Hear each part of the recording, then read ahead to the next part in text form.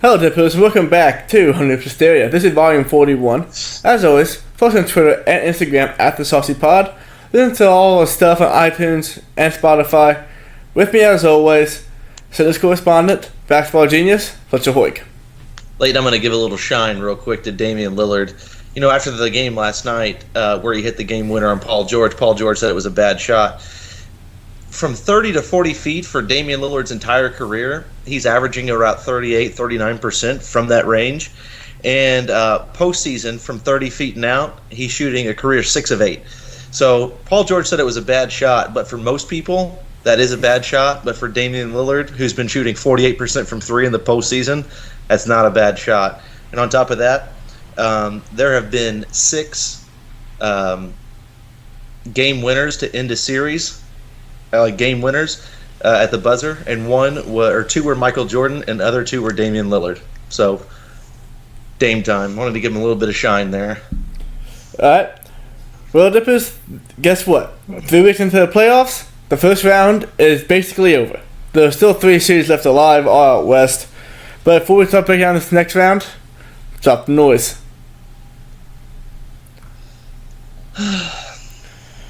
Dippers, we'll start off by breaking down some of the series that just ended. Start with one last night. Trailblazers beat the Thunder in 5 games. Damian Lillard got 50 points, including the dagger at the end to send the Thunder home.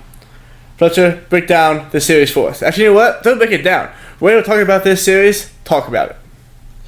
Well, there's a lot to unpack here with this series with these 2 teams. I said the last time I was on the Monday show, this was a big series for both teams. You know, both teams kind of bought into the players that they have on each team, and you know, people had murmurs of, you know, whether to blow things up in Portland, what they're going to do now in Oklahoma City. They're saddled with 2 huge contracts, not a whole lot of empty space there. So it's really a big series, and it's going to be the shift of those 2 franchises. It's going to be like a tectonic plate pretty much for them. This playoff series was, but Damian Lillard pretty much stole the show this whole postseason, or this whole series. We talked about it being, you know, a Russell Westbrook and Damian Lillard kind of matchup series, and it really wound up being a Paul George and Damian Lillard series. Damian Lillard, like I said, he averaged 33 points a game, shot 46% from the field, but shot 48% from 3. He was just on fire. Paul George, he kind of battled a shoulder injury, but he still averaged, 28 points a game, 8 rebounds, almost 4 assists, a steal and a half. He left some, stuff to be desired from his shooting percentages, barely shot over 30% from 3, but, he was battling an injury. I will say this, though. It seemed like, John Wooden, the old coach at UCLA, said don't mistake activity for achievement. It seemed like that's really what Oklahoma City was doing. Damian Lillard hit big shot after big shot, deep 3, clutch shot, whatever the situation was. I mean, even after the game winner, he had no emotion. He's such an even-keeled guy. And, Oklahoma City, they win 1 game at home in this entire series. In the game that they wind up winning at home, you see Dennis Schroeder mocking, Damian Lillard's celebration where he taps his wrist and says Dame time. You get Russell Westbrook running around, rocking the baby, doing what he does. You guys won 1 game at home. It's Russell Westbrook shot horribly from the field. I think he shot 31% from the field. Had a triple-double in the last game, but that just shows you right there, him getting triple-double doesn't mean much of anything. It doesn't add much value. Paul George is the best player on that team. I like everything about Oklahoma City and their team except for Russell Westbrook. I thought they played better with Dennis Schroeder on the floor. He shot more efficiently from the field, got others involved a little better. But unfortunately, in the case of Oklahoma City, they've kind of enabled him pretty much in everything that's happened. It's like the parent who always blames the coach or the teacher or the principal or whatever. The parent just never really holds him accountable, And it's kind of the same thing with Russell Westbrook here in Oklahoma City, He continues to take bad shots. He continues to not get others involved. He tries to get manufactured rebounds and assists. Gives him empty possessions with the shots he takes and the amount of turnovers he has. He clearly has no respect for the coaching staff. Sam Presti's kind of in a spot where he can't really command them to do a whole lot because he's the one thing that they have left. They traded James Harden. They traded Serge Ibaka. Kevin Durant left them, and now they're just left with Russell Westbrook. It's kind of weird how Sam Presti still has a job, actually, when you think about that they had Reggie Jackson, Russell Westbrook, James Harden, Durant, Ibaka, and Steven Adams on that team, all 24 years or younger at one point, and now all those players are starting on other teams and doing pretty well. But that's kind of my whole thought on this series. It's going to be a big summer for Oklahoma City, I think, and their decision making, even if they don't make it public. On top of that, you saw that Russell Westbrook. And you're seeing it more and more now with the public opinion of him. I think that people are really going to start holding him accountable. He's won, I think, 4 or 5 games now in the postseason since Kevin Durant left him. Has not made it out of the first round. So there's not much for me to say left, or not much left to say other than that. Yeah, so the Thunder here for a little bit longer. Next season, they have Paul George back, they have Westbrook back, they have Schroeder back, they have Adams back. All the money's gone. Like, they have no money. Do they regret the Westbrook contract at this point? I mean, it's likely that they do. But what can they do next season to improve other than just Westbrook playing totally different style of basketball? Here's the thing. With Westbrook, he's had a few knee surgeries now. He's getting up there in age. He's a guy who's relied on his athleticism to get to where he's at in the NBA right now. And the thing is, the guys get older, they have to start shooting the basketball more. You saw Jason Kidd do that. There have been a number of guys who do that. And Russell Westbrook is really leaning away from the trend of the NBA and leaning away from the trend that you've seen a lot of veterans in the NBA as they get older. And I think it's like I said with John Wall earlier this year. They should have traded John Wall and Brad Beal. They should have been all in or all out on one way or another. And I think you have to do the same thing with Westbrook. I think you look to move him in the offseason. I like everything about the team except for Westbrook. I think you just move Westbrook, you get the open cap space, keep Schroeder, maybe get a pick or something for him, see what you can draft and develop. You've drafted and developed guys well. The retention of what they have does not work. You bring in another guy, you maybe sign a couple ancillary kind of role players who can shoot the ball, and you just kind of roll forward and see what you got, That's what I would do. So you said trade Westbrook. Yep. $40 million. Obviously, no one says. Obviously, it's going to be an insane difficult thing to trade him, but what's his price? Like, what would you want back in return for Westbrook? With that Honestly, the way I personally view Westbrook, what I would want back is anything I could get. If it's 1 first-round pick, maybe a second or something like that, or whatever, that's what I'm doing. Yeah. I'll move him. And the thing is, you're either going to get a bad GM to pull the trigger on him, or you're going to get a guy like Rob Pelinka trade the entire Lakers team for Russell Westbrook. That would be stupid. That would be stupid. LeBron might request a trade at that point, but you're either going to have to get a bad GM to buy in, or what you're going to have to do is, and I don't see it happening, but maybe a guy like Popovich, a really smart coach, is like, bring him in here. We have a way to make him work. Those are the only 2 options. I think you just get what you can for him, because he's not winning you ball games any further. He has hit his peak, and he is on his way back down, or he's plateauing at the very best case scenario right now. He's done being an amazing athlete, a guy who can win you games. Unless he just completely revamps his game, I'd trade him. Yeah. One thing I thought about earlier, this is the last thing before we move on. It's amazing to me that Westbrook can never shoot a jump shot, yet somehow in one off-season, Brook Lopez became a three-point shooter. Yeah, it's pretty wild to think about. But now on to the rest of the first-round games. Bucks and Raptors absolutely roll the Pistons of the Magic. The Celtics pull off what could be the ugliest sweep in NBA history over the Pacers. 76ers grind out against the Nets. Do you have anything you want to say about those series, or maybe to close the book on those? I'll just start with the Celtics and Pacers. That was about it was a sweep, and the thing is, Boston, they have the star player in Kyrie Irving, who's a proven closer and a champion. He makes a difference late in shot clocks. He makes a difference late in the first and second half of ball games. He can really, get his own shot. Larry Bird said about that series, he says, if Indiana wants to win, they're going to have to play with more heart. And it's like, you know what? They're playing with a lot of heart. I get what you're saying. The only thing they had to pull on was heart at that point. But what they're really missing is Oladipo, a guy who can defend at the highest level and score with the best of them, get his own shot. You saw the Celtics or the Pacers really miss that. Boston, but they've got good role players too. They've got Al Horford, they've got Jason Tatum, they've got Jaylen Brown, Kyrie. Even though they missed Marcus Smart, it wasn't that detrimental in this series because the Pacers just really had nobody who could kind of create their own shot. And you saw during the regular season Wesley Matthews come in and make a difference. You saw guys like Bojan Bogdanovic, Tyreek Evans, Corey Joseph, Sabonis, different guys throughout the stretch of the season that Oladipo step up. But, like I talked about on Monday, when you get into the playoffs and you get matchups that set up like that, it's really easy to set in and kind of start eliminating things, especially when you have a really smart coach like Brad Stevens. The Raptors, Kawhi Leonard, we all know the star he is, champion, youngest finals MVP in NBA history. I don't need to say much about him, one of the best two-way players, if not the best two-way player in the game today. But, seeing regular season success for individuals, it's impressive, don't get me wrong, but it speaks volumes when you see it in the postseason. Pascal Siakam has really cemented and asserted himself as a starter, a guy who's probably going to demand a max contract when his time comes up. Those two guys have been really not really carrying, but just, shouldering a lot of the load for the Raptors, and they really put their foot down against the Orlando Magic. The Bucks, what I was really most impressed with, I've been on the Bucks for a long time, so I'm not going to spend too much time on them, but what I was really impressed with, Game 4 in Detroit, Blake Griffin comes back, and, it was kind of a close game back and forth. Giannis, though, like I said, postseason versus regular season, what can you show me? Drops 41 in a closeout game. It winds up, has 4 blocks. I think he had a double-double as well, or close to it. But he really just put his foot down, ended that whole thing in the closeout game. He said, all right, we're gonna finish this one. We're going to get the rest, and we're going to move on.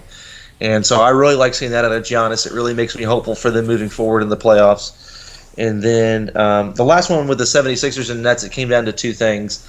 Really just Joel Embiid playing and being healthy, which we all know is key. Ben Simmons stepped up after Jared Dudley called him average in the half court. But then, Brooklyn, they showed LeVert, D'Angelo Russell, Spencer Dinwiddie, their guards. They shot the ball well. They're very active. They're all over the place offensively, defensively. I like what Brooklyn has, especially with Jonathan Allen, too. So those are just kind of the thoughts that I had around the first series kind of matchups. Now, there are still 3 series left out west in the first round. For the first 2, we're 3-1. We're going to put a game plan on Monday. It's called Dead or Alive. Fletcher, are the Jazz down 3-1 to the Rockets, dead or alive? They're dead. And I hate to say it. I got a friend here at SLU. I told him, I said, hey, it looks like, because I'm a Pacers fan, we got swept. I was texting him. I said, hey, maybe it looks like the Jazz are going to get swept too. They found a way to not get swept, but they're dead. And the other series, Clippers and Warriors. Clippers down 3-1, dead or alive? Dead. They came back from 31 and then got housed 2 games at home. Klay Thompson and Kevin Durant had a big night. It just depends on who's going to go off for the Warriors. All right. And that's it. Yep. And the last series was a little bit longer. It's actually a good series. Spurs and Nuggets. The Spurs are getting Nuggets anything they can handle. But right now they turn Nuggets 3-2. So how have the Spurs been able to keep up with the Nuggets, who for a large part of the season was the number 1 seed in the Western Conference? Well, a few different things here. Like I said, you can shoot your way to 50 wins in the regular season. You can do a lot of these different things, but you set in the postseason, you have those matchups. You have a Hall of Fame greatest coach in NBA history arguably, and Greg Popovich. Nikola Jokic is going to be a first-team All-NBA guy. Average 7 assists out of the center spot. That's really unheard of. And the thing is, you can dump the ball down to Jokic on the block, and he's going to score the ball, or he's going to demand the double team. And obviously, getting 7 assists, almost 8 assists a game, he's going to be able to pass it effectively to the shooters that the Denver Nuggets have. But the thing is, you're not going to beat Greg Popovich by just posting up and passing out of a double team. They have the best player in the series, the Nuggets do, in Jokic. But then it goes DeRozan, Aldridge, and then Rudy Gay for the next 3 best guys. Then you're looking at maybe Jamal Murray. Jamal Murray's got to continue to have big games if they're going to win this series. I do like Denver, closing it out here in 6 or 7. But that's how a team like San Antonio has been able to keep things close so far. So you think the Nuggets will win the series? Can the Spurs put to 7 games tonight? San Antonio is really good at home, and I wouldn't be surprised if they weren't able to close it out. I'm just going to go out on a limb here and say that the Nuggets are able to close it out in San Antonio. I think getting a taste of this playoffs has been good for them. Jamal Murray had some shooting woes early. I think he's trying to get over. I think they have a sense of urgency. I think they come out and win this at San Antonio in Game 6. Alright, and before we break down the second round matchups, it's time for Fletch on the Fly. This is the same way I Fletch with 3 questions, and so they are time to prepare for them, answer them all on the fly, hence the name. So, our first question. Fletcher, earlier I texted you for confirmation that you thought Steph, Damian Lillard, and Kyrie Irving were top 3 point guards in the NBA. Mm-hmm. Who is the 4th best point guard in the NBA? Oh, I mean, I guess it depends on if you really. Here's the thing: do you consider James Harden a point guard or not? Shooting guard. Okay, he's a shooting guard. Well, at that point, you got to look at Ben Simmons. You got to look at Chris Paul. There are a number of different guys out there who can do a lot of different things for you. Kyle Lowry deserves to be in that mix. I'm not just going to start naming point guards off the top of my head here, but I think it's either Chris Paul. You know what? I'm going to go Chris Paul. I think Chris Paul is the best out of all of them. He really commands the floor in the offense. That's one thing Ben Simmons hasn't shown to do yet. Kyle Lowry, he's proven guard. He's come up really short sometimes in the playoffs, but in the regular season, he can do things. But I'm going to go Chris Paul. Chris Paul, all these years, torn to that number 4 spot. Not a bad fall off when you go from 1 to 4 and you're like 30 something. Yeah. Co-host on this show didn't think he was top 10 all time. Not even in the range. On to our next question. Plus, we all know you're a Pacers fan, so this crushing sweep by the Celtics had to be hard for you to watch. Yeah. Especially with Oladipo out there. But besides getting back Oladipo, what player can the Pacers sign, or will the Pacers sign, to help get them to that next level? Well, let's just be realistic. They're not going to get your big-time guys. They're not going to get your Kevin Durant's or, Kawhi Leonard's of the world. I think what their best hope is to do is look at maybe a guy like Chris Middleton. If they don't make it to the finals this year, let's say those in the Eastern Conference Finals, they say Chris, just come to Indianapolis. We've got a good thing going here. We would have won our first round series too if it wasn't for Oladipo getting hurt. We might have even had a higher seed if it wasn't for Oladipo getting hurt. You come and help us. I just know they're all-star on the court next to Oladipo who can help score the ball. We've got Sabonis. Who's averaged 14 and 9, playing 24 minutes a game, shot 59% from the field. We get Thad's contract off the books. We get a couple different guys. We play those two out there. We mix and match different lineups, throwing Bojan at the 4. Come and play with us. Or, they just looked, maybe Kemba Walker. Maybe Kemba Walker's That's tired. what I was going to say. Yeah, Kemba Walker's another one, He's a guy. You saw the numbers that he was putting up towards the end of the season. He was an all-star again. A guy like him next to Oladipo, yeah. You know what? That all of a sudden, if Aaron Holiday is the guy you think he is, you can now deal Corey Joseph for a second-round pick and just get that money off the books. Now you can go look at adding another kind of role player or retaining somebody else you already have. There are a couple different options they have out there, and I'm going to be cautiously optimistic. But to think that they're going to land a Klay Thompson, a Durant, a Kawhi Leonard, I think that's a bit unrealistic. Yeah, I like that you said Kemba Walker. I can actually ask this question. Kind of wanted to ask you about Kemba Walker, but as always, to the top of the game. Our last question. Which playoff team, other than the Pacers, which playoff team that has just been eliminated will be better next season and even make it to the second round?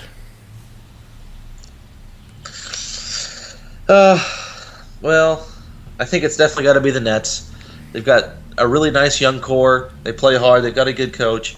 They're going to have 2 max slots open, even if they can't get maybe a Jimmy Butler or whoever, or Durant, whoever the case may be. They're going to have enough talent. They're going to build on this postseason success. Their younger guys are going to get better. They can add really quality role players with all that money they have left over or available this summer. So I definitely think the Nets are going to be better. I think they're definitely going to make a push to be in the second round too. All right. And before we move back to the thing, this isn't a question, but with the Nets being better next year, is it reasonable to believe that the East is better than the West? Because they'll have, I guess, 6 legit teams that can vie for the title? Well, then I don't know if necessarily that it's vie for the title. I think it's vie for getting to the finals. That's what I meant, yeah. Eastern Conference. Well, I don't have the records in front of me, but I believe that the 8th team in the West had 47, 48 wins. Oh, and so the Bucks had like 41, 42. So I'm still a believer that the West still has a little more talent and the teams are a little bit more competitive out there. But I mean, there are going to be a good amount of teams who are going to be able to compete to go to the finals next year in the Eastern Conference. All right, and now we move on to a second round playoff preview. Fletcher, we've waited all season for this moment, and it's finally here, the Eastern Conference semifinals. Yep. We'll start at the top. Celtics at Bucks. I'm not sure when this series starts, but it has to be by Sunday, I'd imagine. So, Fletcher, what are the keys to this series? Well, first off, Milwaukee went 2-1 in the regular season series against the Boston Celtics. So that's, for all that's worth or all the stock you want to put into that, they won the regular season series against them. Here's the thing, you look at advantages for the Celtics and for the Bucks. The Celtics have Kyrie Irving, Gordon Hayward, Jason Tatum, Jaylen Brown. They might be getting Marcus Smart back. Who knows? They've got a good coach. But on the flip side, for the the Milwaukee Bucks, you can sit there and say like, hey, we can negate a lot of those things. We have Chris Middleton, we have Eric Bledsoe, we have Tony Snell, we have Malcolm Brogdon, we have all this length, all this size. We can switch around on guys. We can defend the perimeter like they've never seen before. Not only that, they have Mike Budenholzer as well, who's a tremendous coach. So you go kind of back and forth with that. You sit there, well, these negate these advantages, vice versa. But the one thing that is really kind of a mismatch in things is really is Giannis Antetokounmpo. He is kind of like LeBron was in the postseason last year for Cleveland. When he played the Boston Celtics, they just had nothing they could really throw at him consistently, and so they wind up throwing Marcus Smart, Marcus Morris, Jaylen Brown, Jason Tatum. They might throw Semi Ojeleye just to throw different bodies at Antetokounmpo to see what different kind of matchups work for him. So I think, like I said, you have all these different factors that go back and forth, but, advantages for the Bucks or the Celtics can get negated by another team's advantage that they have. But I think the one deciding factor is the Bucks, like I said, have Giannis and nobody else does. And so that's just one unguardable piece. The guy got 27, 13, and 6.5, shooting over 50% from the field this year. And he's clearly shown that he's ready for the postseason this year. The jump that he's made from last year to this year is really, really impressive. And so I do have the Bucks winning in 6, and I feel like I'm being a bit generous there, but I do have the Bucks winning in 6. Yeah, see, my thing of this series is all season long, it seems like the Celtics have underachieved. Mm-hmm. And basically, you're waiting for them to achieve what they're capable of being here at team that won away from the finals last season. And it hasn't happened yet. I don't think it's going to happen now. I'm thinking the Bucks in like 5 games. The first game, the first game that goes back to Milwaukee, I think that's where it ends. Yeah, I was going to say, they win 2 in Milwaukee, they win 1 in Boston, and then when they come back, they seal up 4, or, whatever the case may be. So, the thing is, people are talking about, did the Celtics have things going right together? But it's easy to have things going right when you sweep a team and you win those close kind of games against a Pacers team that's not at 100%. When they start losing games at home, when they start getting beat, I want to see if Kyrie Irving's in that good of a mood, if he's that appreciative of the young guys on his team. If he shows any kind of resentment, it's going to be hard for those younger guys to maintain that resiliency and be bought in, I think. And so that could be kind of like a kryptonite to them. So you have Bucks in, you said 6, but you're thinking more 5? Yeah, I was being generous and I was being nice. I do think the Bucks in 6. What shock level will you be at if Celtics can pull this one off? I'd be shocked. I'd be pretty shocked. Not falling out of your chair? No, I'm not falling out of my chair, but I'm definitely pretty shocked, to say the least. Alright, and then we go to the other series out east, Raptors vs 76ers. Both teams are from the I don't know what division that is. We talked about last week that the best division in basketball. Another foe. Raptors are, I think, much better than 76ers. Right now, talent-wise, are playing as a team. I think they are better. Fletcher, keys to the series. Well, it's going to be interesting to see how Ben Simmons, Tobias Harris, and Jimmy Butler all coexist on the court together against such a talented defensive team like the Toronto Raptors with Siakam and Kawhi Leonard. They're going to be able to shut things off for guys. Danny Green's a terrific defender as well. So you're going to look at 3 guys that could potentially be negated or fairly close to it by those 3 guys I just mentioned for the Toronto Raptors. It's going to depend a lot on Joel Embiid's health, though. If he comes in there and plays healthy, maybe he can force Marc Gasol. Marc Gasol's gonna have to have a good defensive game every time he steps out on the court against them. But if he can get Marc Gasol into foul trouble and then start forcing different mismatches and different lineups for the Toronto Raptors to use during that series, as far as how they guard guys defensively and how they switch things defensively, that's going to be important. Side note, though, Kawhi Leonard is actually 13-0 against the 76ers all time. So I think sweep. Yep. I do think the Toronto Raptors are going to win this series. I was being generous when I said Milwaukee in 6. I do think Toronto will win this series in 6 or 7. I think it's a legitimate 6 or 7. I really do believe that. I do have Toronto winning this game. I think Philadelphia, assuming Joel Embiid's health, they have a talented team, and they're going to make things work. But I think they're just going to run into a situation in Toronto where it's like Siakam, Green, Kawhi Leonard. Those are 3 guys who can really dig in and defend. Marc Gasol's always been a great defender below the rim with footwork and how he defends without fouling. So I think that level of defense is going to be a lot for them. And then, of course, Kawhi Leonard is having one of the most efficient postseasons so far in NBA history.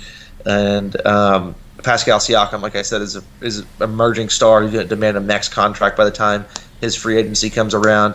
Kyle Lowry's there. He had the one dud in Game 1, but he's been playing okay. You've got Danny Green, who's been shooting about 50% from 3 since the All-Star break. So for all those reasons I just mentioned, I think I'm going to have to take Toronto in about 6 or 7. Yeah, basically you said a whole lot to it. Talked about how the Raptors are a really good offensive team. And basically, the main reason I think that the Raptors win this series is because Ben Simmons is just a threat at only one level of the game. And with them having all those defenders out there and being able to totally ignore 2 guys shooting from 3, really allow the defense to shrink down. Think he'll limit Joel Embiid. I think he'll limit Jimmy Butler in the end. I'm thinking Raptors in 6. Yeah. Yeah. 6. I agree with that. I mean, I said 6 or 7. It's going to be a legitimate 6 or 7, but yeah. All right, and now we'll go on to the one series we have. And now we'll go to this one series we have set in stone out west. The Warriors against the Rockets. Rematch last year to come in semifinals, which the Rockets arguably would have won had Chris Paul not tore his hamstring off in Game 6. Fletcher, can the Rockets pull this off? A year ago, assuming health, I would have said yes, but things change over a year. There's no such thing as running it back in the NBA. Everybody gets a year older, guys leave, this and that. The Rockets, they really did get things clicking and going together.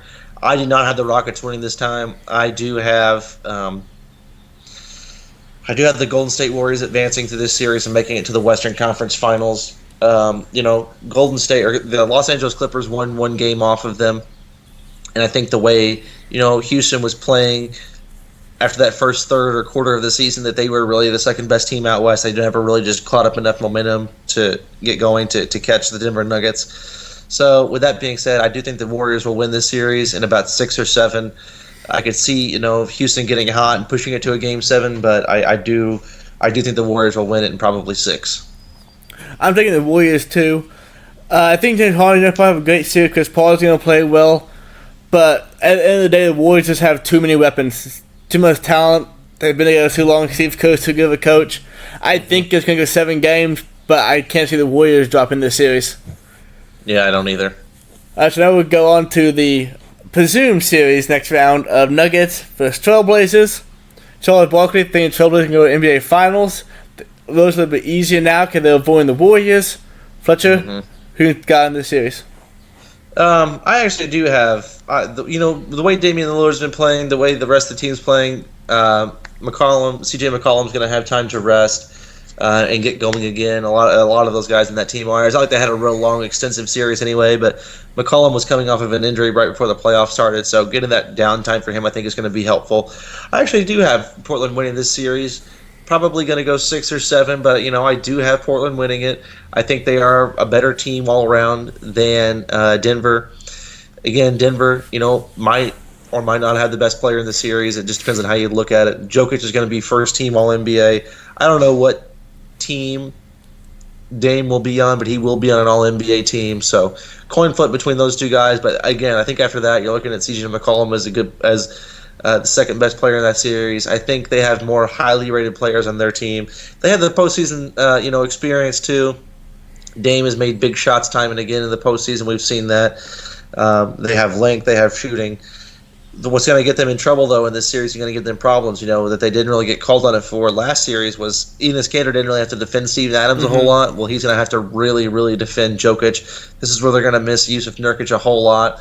So I think for that reason, it gets extended a little further, where it does go, 6-7 games. But I do have the Trailblazers advancing in that one. See, the last reason you said why I'm picking the Nuggets, because Jared said on the Monday show, on the side, that last series, the Trailblazers basically just put together enough guys to equal Nurkic, but they only had to negate Steve Adams, who is so far from the offensive threat that Jokic is. I don't know. One, I don't think the idea of having several centers share one center's job is going to work against Jokic. And two, Kanter, even though he's just had a great series, I don't think he really should knock it down. I think double team is going to work against Portland. Yeah. I'm taking the Nuggets in 7 games. I think the whole team will win every game of that series. It'll be a very good series going forward, but ultimately have the Nuggets winning. One thing that the Trailblazers could do is knock down Enes Kanter's rotation, his minutes in his rotation, and bring out Myers Leonard, a guy who's a true 7'1", 7'2", pretty bouncy guy. He's going to be able to get in Jokic's way a little more effectively as far as, being more bought in as a defender, being a little more athletic. Not only that, he'll be able to pick and pop too and continue to spread the floor, open things up offensively. So that's one option they do have in their back pocket. But it's still going to be hard to stop. Even if they had Yusuf Nurkic, it was going to be hard to stop Nikola Jokic anyway. So, and now this week instead of game of the week, we're just going to do series we report to the most. I'm looking most forward to the Bucks Celtics series. I just want to see Brad Stevens coach against the best team record-wise in the NBA and see how far the Celtics can take it. Fletcher, what series are you looking forward to the most? That's the most anxious one because, I've called the Bucks going to the finals and winning the finals over the Warriors. So I'm most anxious about that one. But the one I am looking forward to the most is just the different matchups and stuff that we're going to see in the Toronto Raptor Philadelphia 76ers series. That's what I'm looking forward to the most, how Joel Embiid and Marc Gasol match up. And then you look at the 3 guards that are so talented for Philadelphia with the 3 forwards that are so talented on both ends, excluding maybe Danny Green for the most part. Definitely defensively, though, how they all match up with each other. I think it's going to be interesting to watch. I'm going to see how the health and foul trouble play out, but that's the one I'm looking forward to the most. Yeah. Dippers, make sure to watch that series. Watch all the series. And you can find us here next Wednesday. Watch them all. I'm Hysteria. Don't miss a second. From Leighton, from Fletcher, as always, Dippers, stay saucy.